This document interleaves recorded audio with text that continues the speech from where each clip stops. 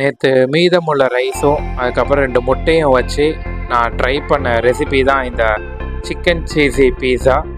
So இது எப்படி நம்ம பண்ணுறது இந்த வீடியோக்குள்ளே பார்க்கலாம். ஸோ வாங்க நம்ம வீடியோக்குள்ளே போகலாம்.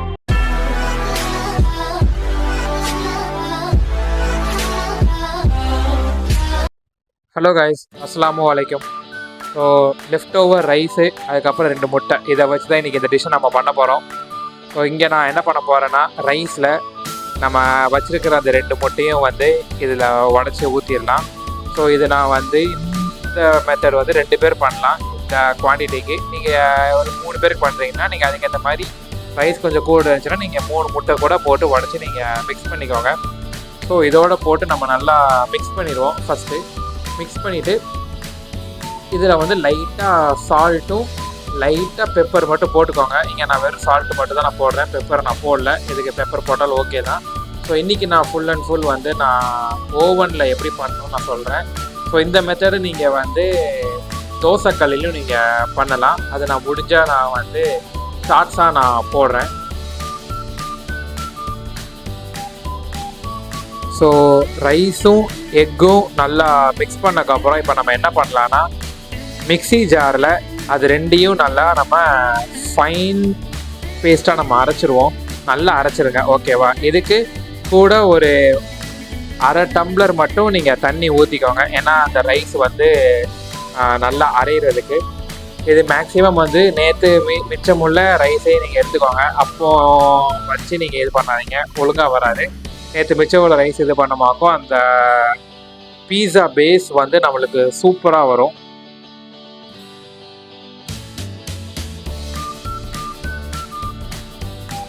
ஸோ நான் சொன்ன மாதிரி இங்கே நான் ஓவனில் பண்ணுறனால ஓவன் யூஸ் பண்ணுற பிளேட் எடுத்திருக்கேன். அதில் நம்ம இந்த மாதிரி பட்டரை நல்லா நம்ம ஸ்ப்ரெட் பண்ணி விட்டுருவோம். இதே தோசைக்கல்லில் பண்ணுறீங்கனாலும் அதே மாதிரி தான். அதுலேயும் எண்ணெய் இல்லைன்னா பட்டரை நல்லா ஸ்ப்ரெட் பண்ணி விட்டுட்டு இதை நம்ம ரைஸையும் எக்கையும் அரைச்சதை வந்து இதில் நல்லா ஸ்ப்ரெட் பண்ணி விட்ருவோம்.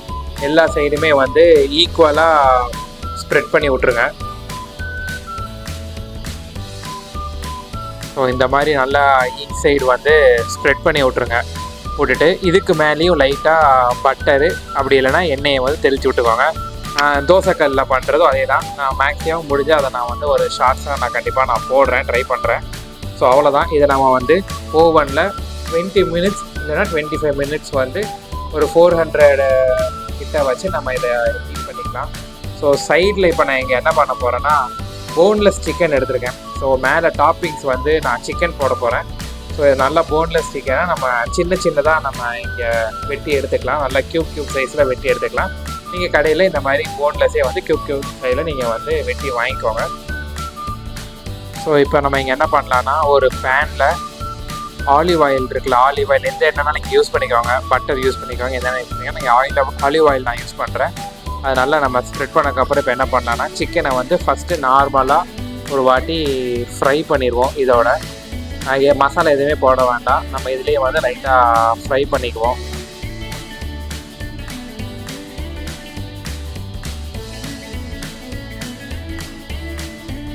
இதோட சேர்த்து நம்ம என்ன பண்ணலான்னா, சின்னதாக வெட்டி வச்ச வெங்காயமும் அதுக்கப்புறம் ஸ்ப்ரிங் ஆனியன்ஸும் இதோட போட்டு நம்ம நல்லா மிக்ஸ் பண்ணிடுவோம்.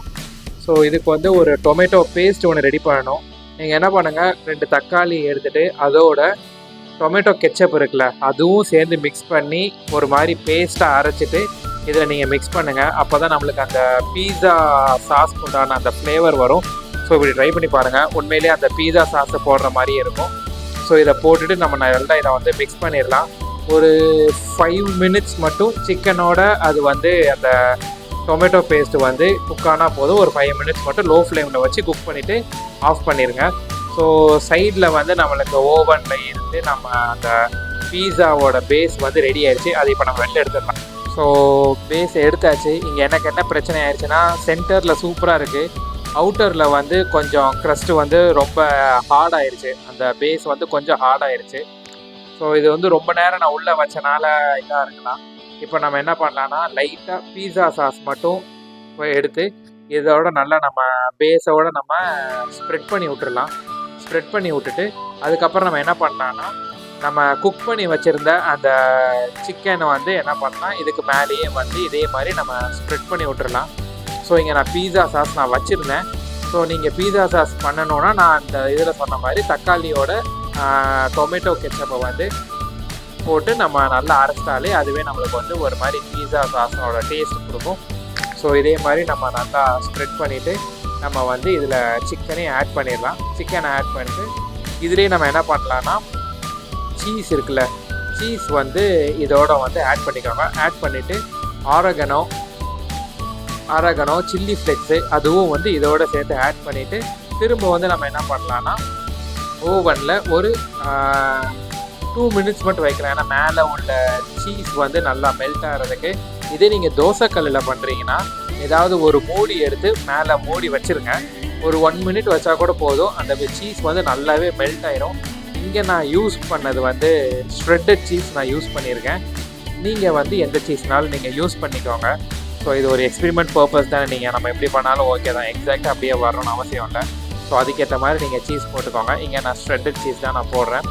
ஸோ மெல்ட் ஒரு 2 மினிட்ஸ்க்கு அப்புறம் நம்ம எப்படி வந்துச்சுன்னு பார்க்கலாம்.